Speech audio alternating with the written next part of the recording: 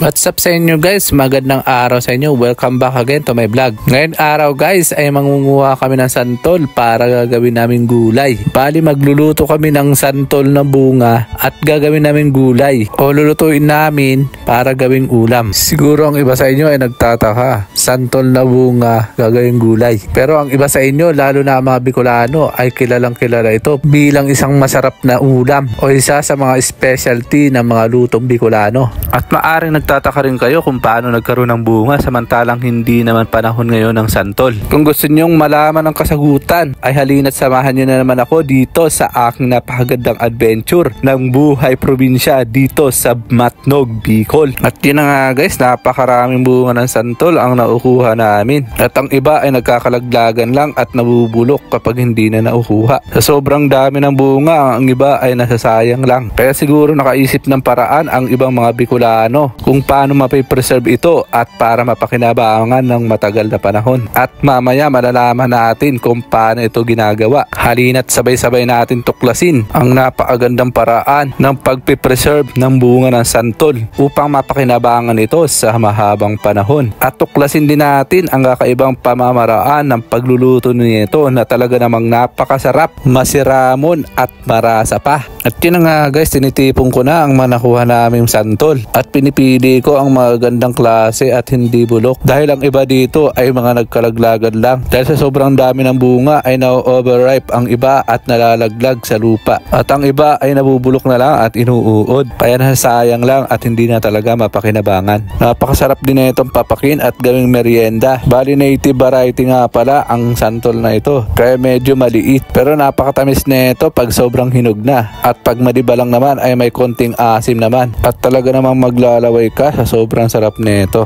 Meron din naman ditong variety na Bangkok, malalaki at masarap din. Maganda rin gawing gulay yun dahil malaki at mas marami kang magagawang gulay. Kaso lang nasa malayo nakatanim, nasa kabilang bundok pa. Kaya ito lang muna pero pihadong mas masarap ito at malasa. Sobrang tamis kahit na medyo maliit. At yun na nga guys, marami naman kami nakuha. Kaya pwede na tayong umuwi. At syempre para masimulan na agad natin at para malaman natin ang pamamaraan ng pagluluto nito at pagpipreserve. At habang naglalakad kami pa uwi ay may nakita kaming kakaibang prutas na saging. Kakaiba siya dahil sobrang laki niya kaysa sa karaniwan na saging. Tinanong ko sila kung anong pangalan ng saging na yan. May nagsabi na saging daw ng gorilya. Natawa ako bigla. First time ko talaga makakita ng ganito kalaking saging. Sabi nila masarap daw ito pag niluluto. Hindi daw ito masarap pag kinain ng hinog. Kaya i-comment nyo na lang guys kung anong pangalan ng tawag nito sa inyong lugar. At kung meron din bang ganito kalalaking saging sa probinsya nyo. Siguro isang peraso pa lang nito ay sold na ang almusal, tanghalian at hapunan nyo. At yun na nga guys, nandito na agad kami sa bahay.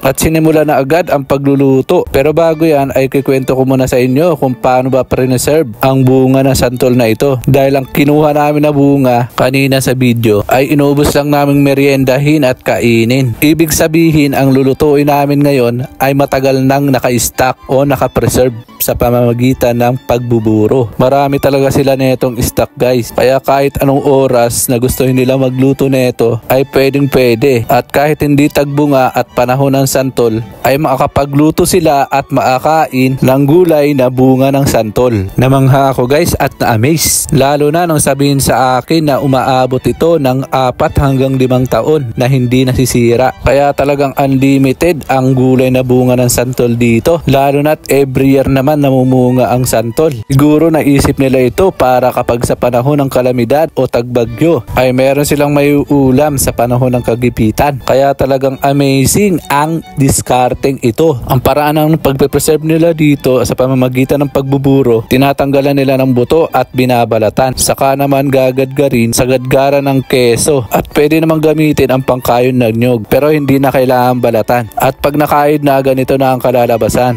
At saka naman ilalagay sa isang malaking lalagyan, hahaluan ng maraming asin. Tama ang narinig nyo guys. maraming asin dahil napaka-effective talaga na preservative ang asin simula pa ng panahon ng sinauna. Asin lang pala ang sekreto kaya tumatagal ng taon at hindi nasisira ang bunga ng santol. At pagkatapos nito ay tatakpan ng makapel na tela para hindi madumihan at syempre para makasingaw. Dahil hindi pwedeng hindi makasingaw dahil pag sarado at walang labasan ng hangin ay maaaring sumabog ang inyong lalagyan dahil sa chemical reaction. At ngayon naman ay sisimulan na natin ang pagluluto. Bali kilala pala dito ang biyanan ko na tatay ni Mrs. na masarap magluto ng gulay na santol. At kahit anong lutuin niya ay masarap din. Kaya madalas din siyang kinukuha na tagaluto sa anumang handaan. At nakakarating siya sa iba't ibang lugar. At ngayon nga babalik tayo sa pagluluto. Bali kumuha lang siya sa stock niya ng sapat na dami na iluluto niya para pang ulam namin ngayon tanghalian. Bali pinigaan lang niya gamit ang isang malinis na tela para lumabas ang mga katas na maasim at maalat. At pagkatapos ay hinugasan, saka naman pinagaan ulit. At ganito na nga ang kinalabasan niya. Amoy santol pa rin talagang na-preserve siya dahil sa maraming asin. At sunod naman ay sinalang na ang pangalawang gata ng nyog at tinagyan na rin ng sibuyas. At saka naman linagyan ng pamintang durog na pampabango at pampalasa. At pagkakulo naman ay linagay na rin ang santol. At saka naman halu-haluin para humiwalay ang mga buo-buong santol. At hintayin na lang natin na matuyo ang gata. At pag matutuyo na ang gata ay kailangan halu-haluin lang natin ng walang tigil para hindi dumikit at matutong ang ilalim. At pag natuyo na ang gata at medyo nagmamantika na, saka naman ilalagay ang purong gata ng nyog na may halong sibuyas at bawang. At saka naman halu-haluing mabuti para maluto ang gata. Pwede niyo raw itong haluan ng iba't ibang panghalo tulad ng karni ng baboy at manok o kaya isda, pritong isda o kaya tinapa. Depende ito sa gusto nyo at sa kung ano ang available. At kayo na rin ang bahala kung ano idadagdag nyo na pampalasa. Depende sa panlasa nyo at sa gusto nyo.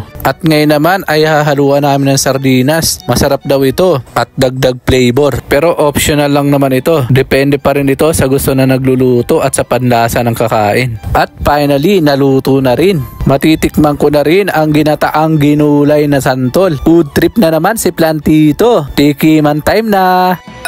Santol guys, gulay na santol. Titikman natin guys. Ang sarap. Ang sarap.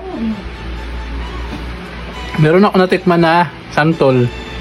Dati gulay. Maasim pero ito walang asim guys. Kakaiba ang lasa niya. Napakasarap. Hindi mo paliwanag.